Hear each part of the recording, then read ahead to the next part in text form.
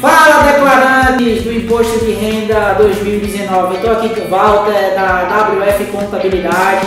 A gente está conversando aqui hoje sobre imposto de renda, quem é que está obrigado, quem é que vai fazer a declaração de imposto de renda esse ano, quais são as principais dúvidas. A gente está aqui hoje para esclarecer, não é isso, Walter? É verdade. Olá, pessoal, boa noite. Vamos lá conversar um pouco sobre imposto de renda. Legal, gente, legal. Gente, eu separei aqui algumas perguntas e eu vou estar com um especialista do imposto de renda, o Walter. O Walter já é especialista há alguns anos na declaração do imposto de renda. A empresa dele hoje ajuda vários empreendedores a declarar o imposto de renda com segurança para que não caia na malha fina, né, Walter? É verdade.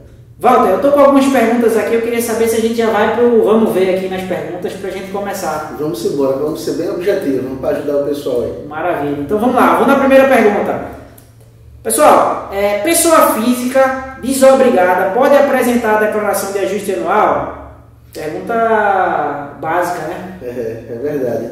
Veja só, se a pessoa física ela é desobrigada, é interessante que ela apresente essa declaração anual, porque como uma comprovação de renda, principalmente se ela for um autônomo, trabalha na informalidade, né? Então ela precisa declarar, apesar de não estar obrigada, mas é interessante que ela faça isso até para comprovar sua renda na instituição financeira, no financiamento de um imóvel, até mesmo num crédito bancário, né? É bem interessante ela fazer isso daí. Apesar dela não estar obrigada, mas é interessante que ela faça como uma comprovação. Maravilha. Digamos que ela se fortalece perante o sistema financeiro de crédito, habitação. Se ela quiser tirar um veículo, comprar um imóvel, e aí essa comprovação de renda ela fica registrada ali e pode ser usada em qualquer momento, né?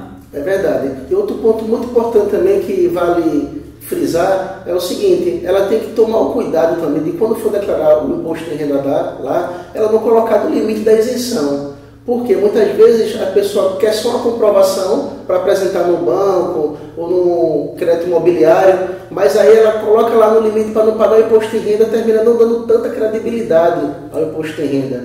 Então é interessante que ela ultrapasse o limite da isenção, pague o DARF, que vence no dia 30 de abril, para ela dar mais credibilidade e fortalecer mais o que ela está declarando. Maravilha, maravilha. Vamos para a segunda pergunta? Vamos embora. Sou empresário e possuo débitos fiscais.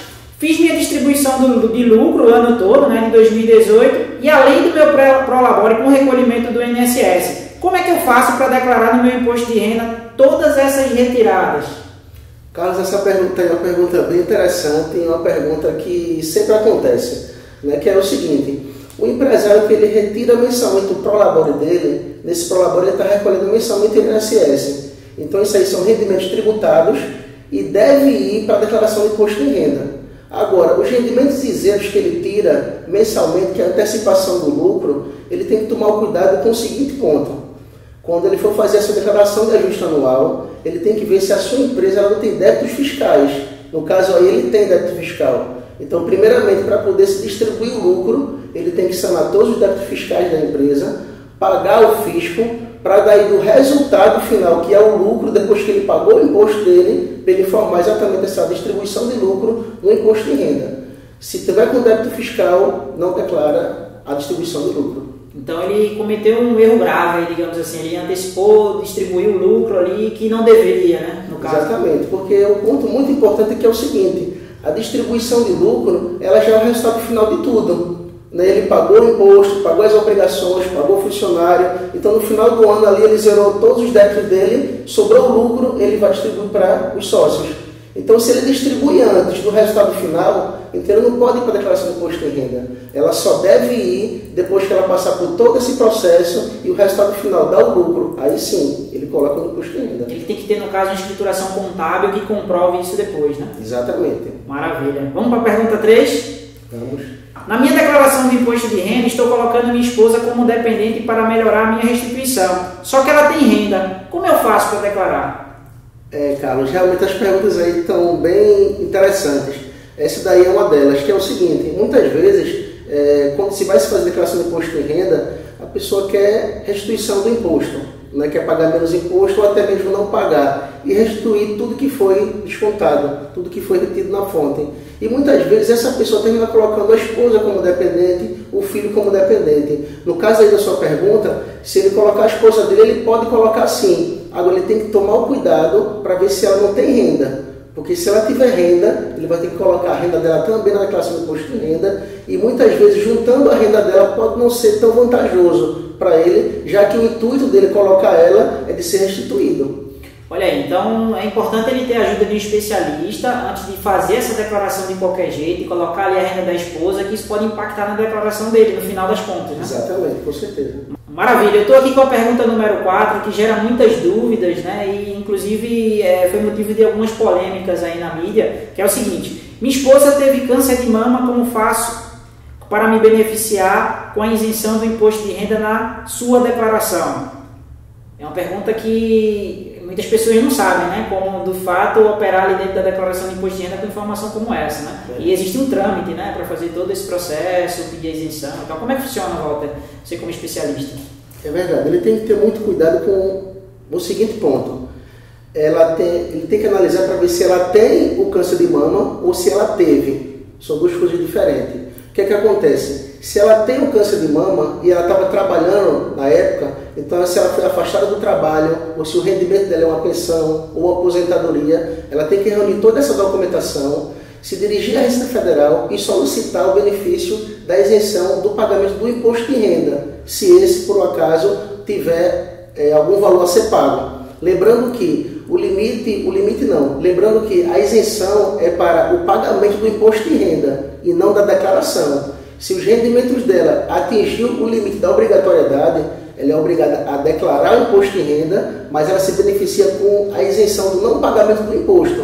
Para isso ela tem que tomar esses cuidados aí, para ver se ela realmente está afastada do trabalho, se o recebimento dela é porventura de uma pensão ou de uma aposentadoria, reúne a documentação, se dirige à Receita Federal e solicita a isenção. Maravilha. Então, no caso, para quem tem o câncer de mama, quem já teve e teve retenção, está obrigado a declarar. Quem já teve o câncer de mama está curada, graças a Deus, aí ela vai trabalhar normalmente, volta às suas atividades e preste atenção ao rendimento. Se for obrigatório, ela coloca os rendimentos dela, se tiver o imposto de renda a pagar, ela vai ter que pagar, porque ela já não tem mais a doença. Legal, fique esperto aí na hora da sua declaração de imposto de renda.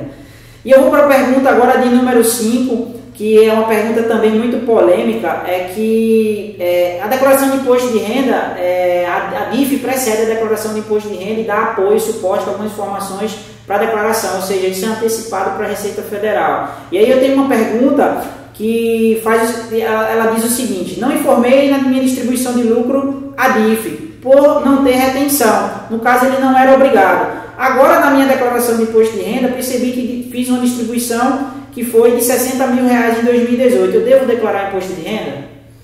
Carlos, é outro ponto também bem interessante, porque é o seguinte, como você falou, a DIF ela precede o imposto de renda, né?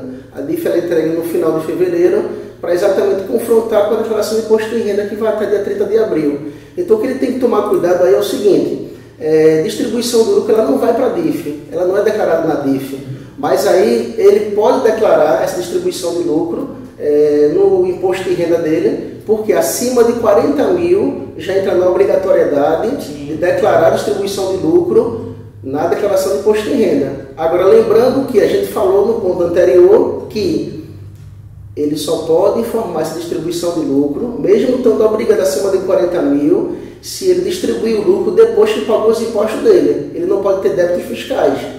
Lembrando que o conceito de distribuição de lucro eu paguei tudo, não devo nada a ninguém, então estou lucrando isso aqui, sobrou isso aqui. Então aqui eu vou distribuir para os sócios e vou colocar no meu imposto de renda.